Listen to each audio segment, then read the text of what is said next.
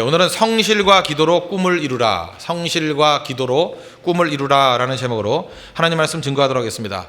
오늘 본문 말씀은 우리가 잘 아는 요셉 이야기입니다. 요셉에 대해서 관심 갖는 사람이 굉장히 많았습니다. 특별히 우리가 잘 아는 그 파스칼이라는 사람 있지 않습니까? 파스칼의 팡세. 실제로 뭐 얘기는 많이 들었지만 읽었던 사람은 많이 없는 것 같습니다. 그런데 이 파스칼의 팡세를 보면 성경 묵상이거든요. 그 안에 인상적인 얘기가 있는데 요셉은 예수님의 모델이다, 이런 내용이 있어요. 그래서 이 파스칼의 팡세의 영향을 많이 받아가지고 많은 사람들이 그 요셉을 예수님의 모델로서 접근할 때가 많습니다. 왜냐? 요셉의 생애와 예수님의 생애가 유사하다는 거예요. 또 들어보니까 일리가 있어요. 왜? 사랑하는 형제들에게 버림을 받았다, 이것도 유사하고, 또 애굽의 총리가 되어서 구주가 되었다, 온 세상의 구주가 되었다, 그것도 예수님하고 유사하고, 또 요셉은 은 20에 팔렸고 예수님은 은 30에 팔렸다, 그것도 또 유사하고, 또 그다음에 감옥에 들어가지 않았습니까? 그때 두 사람 만나죠. 떡 맡은 관원과 술 맡은 관원. 한 사람은 살림 받고 한 사람은 죽었다. 마찬가지 예수님께서 십자가 지셨을 때 한쪽 강도는 살고 한쪽 강도는 뭐 지옥에 떨어졌다, 뭐 그런 것도 유사하다는 것입니다. 그래서 여러 가지 내용들을 보면 비슷하다는 거예요. 그리고 빌립보서 2장에 보면 예수님도 가장 밑바닥 십자가의 그 지옥까지 떨어졌다가 다시 그 하늘 위까지 올라가는 얘기가 나오지 않습니까? 마찬가지로 요셉도 가장 밑바닥까지 올라갔다가 이 세상에서 보이는 출세 가운데 제일 높은 데까지 올라갔죠. 애굽의 총리까지 올라가는 모습을 보면 요셉은 예수님의 표상이고 예수님의 모델이다, 이런 접근을 한다는 것입니다. 저는 뭐 틀리지 않는 얘기라고 생각을 합니다. 그 파스칼의 묵상의 깊이가 얼마나 깊은지 그것을 깨닫게 된다는 것입니다. 하여튼 요셉은 훌륭한 사람입니다. 근데 요셉에 대해서 우리가 생각할 때 꼭 먼저 생각하는 게 뭐예요? 꿈만 생각하죠. 요셉은 꿈의 사람이다. 그걸 어떻게 할 수 있느냐? 요셉의 일대기, 특별히 태어나는 장면, 그 다음에 어린 시절 다 생략해 버립니다. 성경은 요셉에 대해서 설명할 때 17살부터 설명한다는 거예요. 17살. 왜 그렇습니까? 17살에 중요한 꿈을 꾸었기 때문에. 그래서 오늘 창세기 37장 2절 한번 보십시오. 2절을 보시면 거기에 요셉이 꿈꾼 얘기가 나오죠. 야곱의 족보는 이러하니라. 요셉이 17세의 소년으로서 그의 형들과 함께 양을 칠 때에, 그리고 그 이후에 꿈 얘기가 쭉 나옵니다. 무슨 얘기예요? 곡식단이 자라는 꿈, 해와 달과 열암별이 자라는 꿈. 무슨 얘기입니까? 미래에 하나님께서 요셉을 높이 들어 쓰시겠다. 이 요셉 당시에는 성경이 없었잖아요. 그러니까 그 당시의 꿈이라는 거는 지금의 뭐예요? 말씀입니다. 하나님의 말씀을 받은 날이에요. 사실은 요셉은 이 꿈을 받고 난 다음에, 말씀을 받고 난 다음에 공격당했습니다. 세상은 항상 그렇습니다. 꿈 있는 사람을 공격해요. 꿈을 못 봐주거든요. 말씀 있는 사람을 공격을 합니다. 그렇다고 우리가 꿈을 포기하고 말씀을 포기하겠습니까? 언제나 말씀이 생명력으로 살아있으면 공격을 당하게 돼 있다는 것입니다. 요셉의 꿈이 살아있었기 때문에 형제들로도 공격당하고 악한 마귀로부터 계속 공격당했습니다. 근데 끝까지 꿈 붙들었을 때 꿈으로 승리했던 것과 마찬가지로 우리 성도들도 말씀 붙들었기 때문에 공격당합니다. 고난당합니다. 끝까지 말씀 붙들면 말씀 때문에 승리하는 일이 벌어지게 된다는 것입니다. 그 요셉도 마지막에 죽을 때도 꿈으로 죽죠. 창세기 50장 24절 보니까 죽을 때 내 해골을 가지고 떠나라고. 그러면서 장차 너희들에게 하나님께서 함께 하실 거라고. 무슨 얘기입니까? 자기가 애굽에 가서 70명의 가족을 살렸을 뿐만 아니라 벌써 요셉의 유언 속에 뭐가 담겨져 있느냐? 출애굽이 담겨져 있어요. 우리 민족이 떠난다는 거예요. 이곳을. 출애굽이 담겨져 있고 그 이후에 이스라엘이라는 하나님의 나라가 그 안에 숨겨져 있다는 것입니다. 사실 보면 요셉의 꿈속에 이스라엘이 숨겨져 있는 거예요. 마찬가지로 우리도 말씀 품으면 우리의 말씀 속에 우리의 미래에 아주 어마어마하게 큰 세계가 담겨져 있다는 것입니다. 그래서 다른 건 다 포기한다 할지라도 말씀만은 포기하지 않는 믿음의 종 되기를 바랍니다. 사실 여기까지는 우리가 다 아는 얘기예요. 그죠? 꿈을 붙든 사람이다, 말씀을 붙든 사람이다. 그런데 놓치기 쉬운 건 뭐냐 하면 요셉은 꿈만 꾼 사람이 아니라 꿈과 동시에 성실성이 있었다는 것입니다. 꿈을 성실로서 뒷받침했다는 거예요. 성실과 기도로 그 꿈을 이룬 사람이라는 것입니다. 그래서 우리가 많은 말씀을 듣지 않습니까? 이제 우리에게 필요한 게 무엇입니까? 성실성을 가지고 그 자리를 지키는 거, 이게 중요하다는 것입니다. 그래서 오늘은 약간 좀 분석을 했으면 좋겠는데, 성실이라는 히브리 단어 이런 거 하나 알아뒀으면 좋겠어요. 아만이에요. 아만. 성실이 뭐예요? 아만. 꾸준하다, 책임지다, 이런 뜻입니다. 근데 이 아만이라는, 성실이라는 아만이라는 단어에서 파생된 단어가 두 가지인데, 이게 우리가 굉장히 익숙한 단어입니다. 아만에서 나온 게 추측이 되시죠? 아멘. 그죠? 아멘. 아만에서, 성실이라는 단어에서 아멘이 나왔어요. 아멘이 뭐예요? 진실이한테 진실로 진실로. 그러니까 예수님께서 좋아하는 표현이 있죠. 예수님의 말버릇. 예수님께서 무슨 중요한 말씀하실 때 보면은 내가 진실로 진실로 내게 이르노니 그런 말씀 있죠. 내가 진실로 진실로 내게 이르노니 그거 갖다가 그냥 그 헬라어 그대로 한다면 아멘 아멘 에고 에이미 그런 뜻이에요. 아멘 아멘. 그래서 여기 아멘 잘하시는 분 있죠. 그 예수님 말버릇 따라하는 거예요. 그죠? 예수님께서 뭐 중요한 말씀하실 때마다 아멘 아멘 내가 이르노니 이렇게 말씀하셨다는 거예요. 예수님의 말버릇이에요. 그죠? 아멘 아멘 중요한 거죠. 아멘이 뭐예요? 진실로 진실로. 그래서 이번에 새롭게 번역할 때 어떤 분들은 그렇게 주장했어요. 진실로 진실로 내가 내게 이르노니 그 말씀을 아멘 아멘 에고 에이미 요걸 그대로 살려가지고 아멘 아멘 내가 내게 이르노니 이렇게 번역하자고. 근데 좀 어투가 좀 이상하잖아요. 그래서 그냥 진실로 진실로 번역했지만 진실로의 뜻이 뭐라고요? 아멘. 그죠? 아멘. 아멘은 진실합니다. 그대로 될 것입니다. 그거라는 거예요.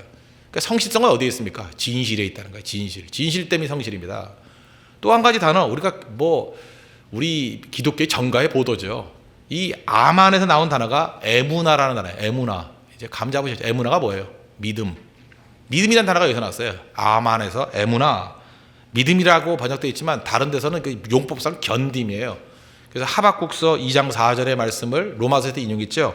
의인은 그의 믿음으로 말미암아 살리라. 그죠? 오직 의인은 그의 믿음으로 말미암아 살리라. 그래서 사도 바울이 그 믿음이라고 번역을 했기 때문에 그 구약 성경도 믿음으로 번역했지만 이 말뜻은 뭐냐? 이게 에무나예요. 견딤이라고 번역할 수도 있습니다. 견딤 또는 믿음. 그러니까 성실함이란 건 뭐예요? 이제 감 잡으셨죠. 어떤 거예요? 진실된 삶이고 그 다음에 믿음의 삶이고 견디는 삶이다.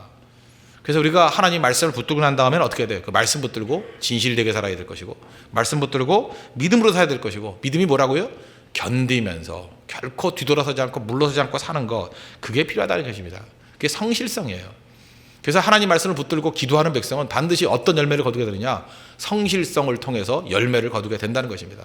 성실은 뭐예요? 진실됨과 견딤, 진실됨과 믿음이라는 거예요. 그 자리에서 믿음으로 버틸 줄 아는 거 그게 승리의 길이라는 것입니다. 창세기 37장과 38장, 39장 그 석장을 보면은 그 요셉의 스토리가 쭉 나오는데 꿈을 붙들고 난 다음에 그가 취했던 액션이 무엇입니까? 플랜카드 걸고 하나님의 사람 요셉 큰 꿈을 꾸다 기대하시라 뭐 개봉박도 이렇게 했습니까? 아니에요. 성실하게 그 자리에 들어가서 그 자리를 지켰다라는 거예요. 계속 성실한 얘기 나옵니다. 오늘 본문이 성실함을 보여주는 첫 번째 얘기예요. 아버지가 심부름 시키죠. 14절 보십시오. 이스라엘이 그에게 이르되 가서 내 형들과 양떼가 다 잘 있는지를 보고 돌아와 내게 말하라 하고 그를 헤브론 골짜기에서 보내니 그가 세겜으로 가니라. 헤브론에서 형들에게 심부름을 보냅니다. 헤브론에서 세겜까지 그 거리가 얼마냐면 80km쯤 됩니다. 80km면 대충 어딜까요? 지금 서울, 서울도 위치에 따라 틀리겠지만 서울 도심 정도부터 시작하면 한 천안 정도까지 그 정도 거리입니다. 거기를 걸어갔습니다. 그럼 하루면 갈까요? 꼬박 하루는 걸릴 것 같아요. 그죠? 그 정도 걸어갔습니다. 갔더니 형들이 없었어요. 형들이 없으면 다시 돌아와야죠. 아버지 갔더니 형들이 안 보이던데요. 그럼 끝나는 거 아닙니까? 그런데 성실성의 특징, 이 핵심이 뭐라고요? 책임감이 있다니까요. 그 추적을 해가지고 형들이 있는 데를 찾아가잖아요. 그리고 형들에게 전하기를 원하는 아버지의 메시지를 다 이룰 때까지 하잖아요. 그게 성실성입니다. 성실한 사람에게 일 맡겨도 괜찮아요. 왜? 일이 될 때까지 하니까. 그래서 어디까지 갔어요? 사람들에게 물어가지고 도단에 있다. 그래서 도단까지 갑니다. 17절을 보십시오. 그 사람이 이르되 그들이 여기서 떠났느니라. 내가 그들의 말을 들으니 도단으로 가자 하더라 하지라. 요셉이 그의 형들의 뒤를 따라가서 도단에서 그들을 만나니라. 만약에 도단이라는 곳에 따라가지 않았다 그러면 애굽에 팔려가는 일도 없었고 구덩이에 빠지는 일도 없었습니다. 그러니까 성실하면 결과적으로 어떤 일이 벌어져요? 성실 때문에 죽을 위기에 처하게 됐잖아요. 여러분 잊지 마십시오. 하나님 말씀대로 순종하고 성실하면 우리 앞에 형통함만 있다. 절대 그러지 않아요.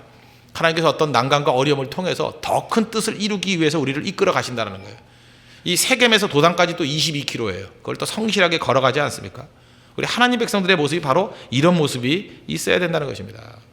그래서 우리가 미신 중에 하나가 뭐였어요? 하나님 말씀대로 순종하고 충성하면 모든 것이 형통하다. 그건 미신이라 그랬죠. 절대로 그런 일 없습니다. 우리 영적 싸움을 벌이는 존재이기 때문에 중간에 자잘한 싸움들이 있어요. 그러나 그것 때문에 우리는 넘어지지 않고 최종 승리하는 거죠.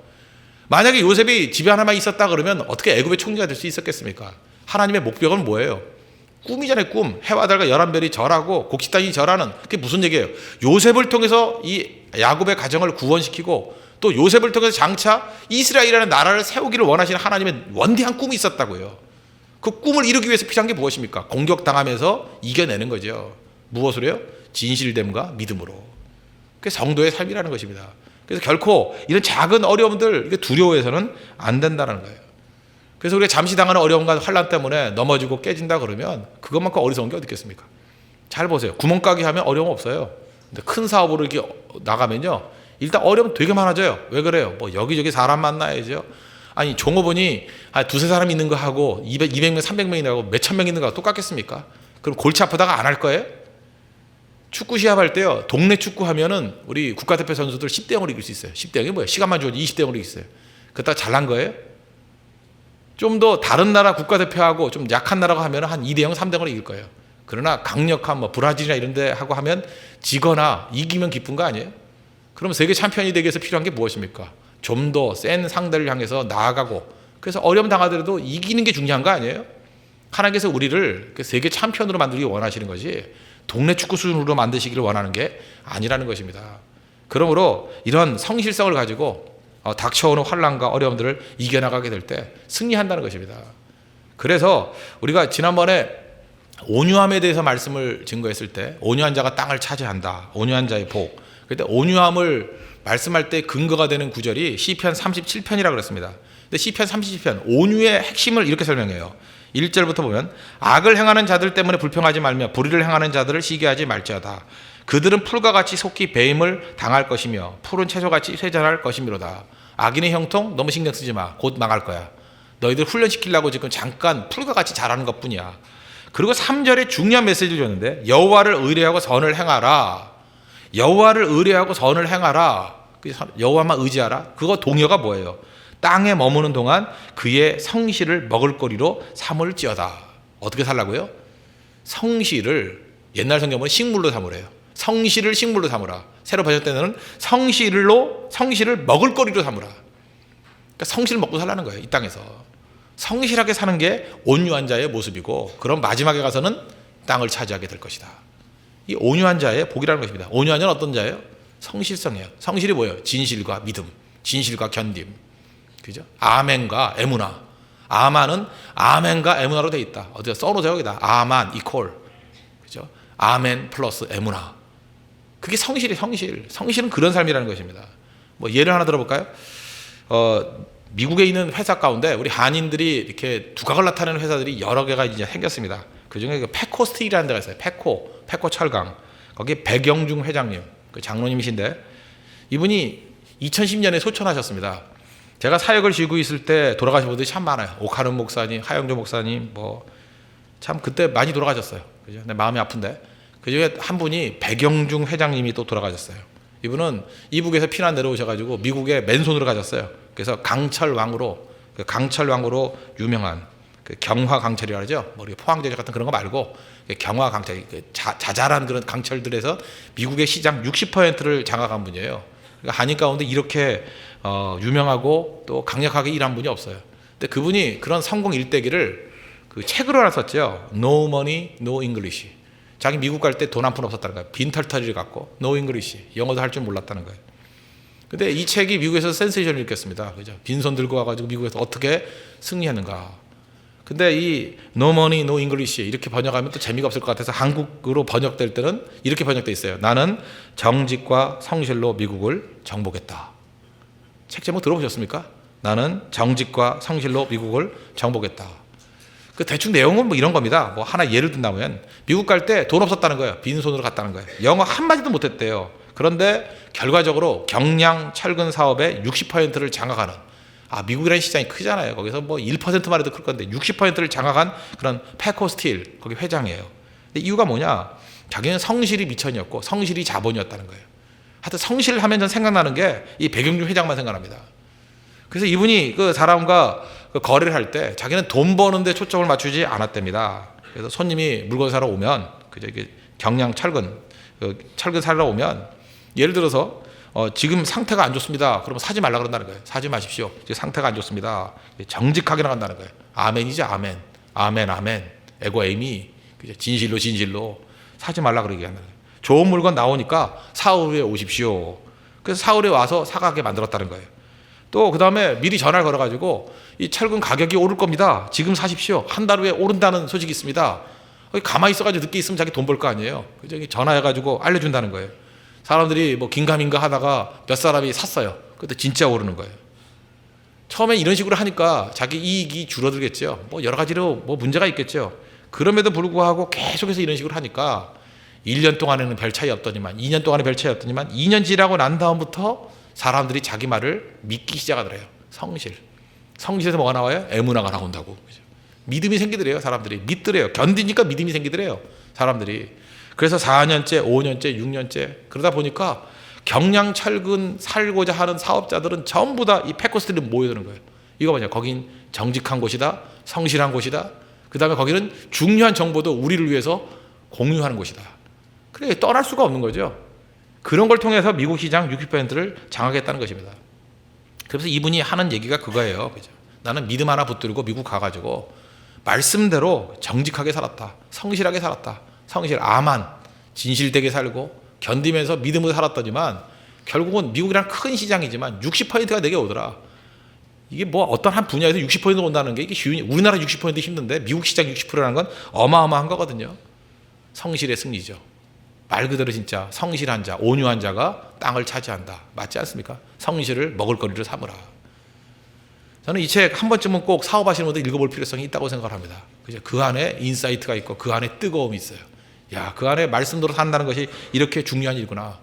그리고 이 백영중 회장님을 보면서 느끼는 게 요셉의 이미지가 이렇게 오버랩이 됩니다. 그죠? 이게 성도의 삶이고 성도의 간증이라는 것입니다.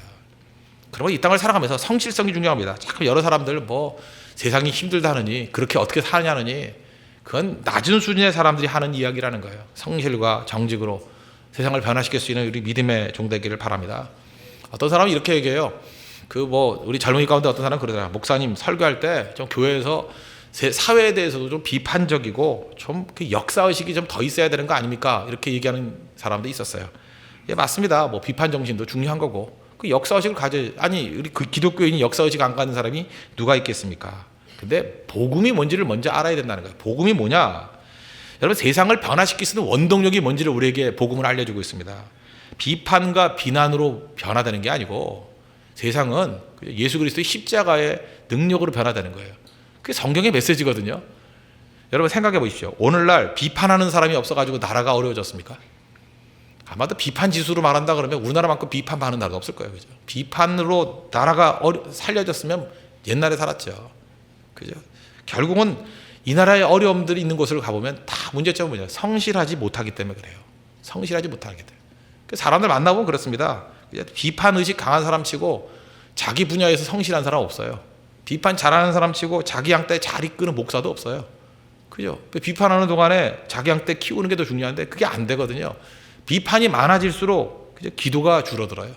비판이 많아질수록 오히려 예배 자리 지키는 사람이 적더라는 거예요. 우선순위죠. 먼저 해야 될 게 무엇입니까? 이게 옳고 그르다의 문제가 아니라 우리는 먼저 하나님 앞에서 성실성 가지고 그죠? 먼저 진실됨으로 그리고 믿음 가지고 견딜 줄 아는 그런 모습이 먼저 필요하다는 것입니다.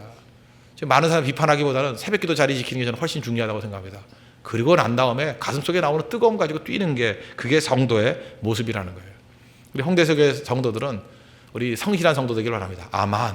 아만이 뭐라고요? 진실됨. 그죠? 아멘의 인생. 또 하나 뭐예요? 에무나, 믿음과 견딤의 인생. 그래서 승리하는 하나님의 거룩한 종 되기를 바랍니다.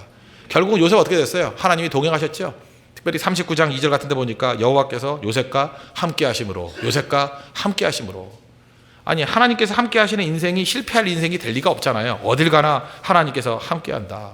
성실한 종들에게 하나님께서 함께 해 주십니다. 가는 곳마다 승리를 이루게 되죠. 저는 우리 교회뿐만 아니라 여러분의 생활 가운데서 하나님께서 함께 하시는 이런 요셉의 능력이 임하기를 바랍니다. 그래서 여호와 하나님께서 함께 하시면 가는 곳마다 승리한다는 거예요. 그래서 우리 주님께서 함께 하신다는 건 일종의 양념 같은 것 같아요. 그죠? 이렇게 음식 만들 때도 보면 양념이 골고루 들어가면 참 맛이 나지 않습니까? 조금이지만 그 들어가면 막 능력이 나타나잖아요. 그 주님이 동행한다는 거, 우리 기도의 삶이라는 게 그런 것 같아요. 설렁탕 먹을 때 그렇게 뭐 소금 좀 넣나요? 전혀 안 넣으면 맛없죠. 조금 넣으면은 이상해요. 약간의 양념 집어넣으면 그렇게 맛이 좋아져요. 근데 그게 없으면 못 먹잖아요. 밍밋해가지고 막 구역질 나고. 마찬가지로 우리가 기도의 삶이라는 게 그런 겁니다. 성실의 삶이 그런 거예요. 기도하면서 성실하게 나아갈 때 그 작은 차이인 것 같지만 그것이 우리 인생을 감칠맛나게 만드는 능력의 종이 될 수 있다는 것입니다. 그래서 우리 홍대교회 모든 성도들은 잊지 마십시오. 다른 거 보지 마. 꿈이 있는 성도, 근데 꿈과 동시에 꿈 얘기할 때 반드시 뒷받침될 게 뭐예요? 성실로서 그 꿈을 이룰 수 있는 믿음의 신실한 종 되기를 바랍니다. 기도하겠습니다. 이 시간 나같이 하나님을 간구하겠습니다. 성실 두 가지라 했습니다. 아멘과 이제 또 하나는 뭐예요? 에무나. 하나님 성실한 종 되기를 원합니다. 꿈을 성실로서 이루게 하는 종 되게 해 주십시오. 그러기 위해서는 진실된 종 되게 해 주시고 무엇보다도 믿음으로 잘 견디는 종 될 수 있도록, 그래서 삶에서 요셉과 같이 하나님과 동행하는 승리를 맛볼 수 있도록 해달라고 다 같이 하나님 앞에 간구하도록 하겠습니다.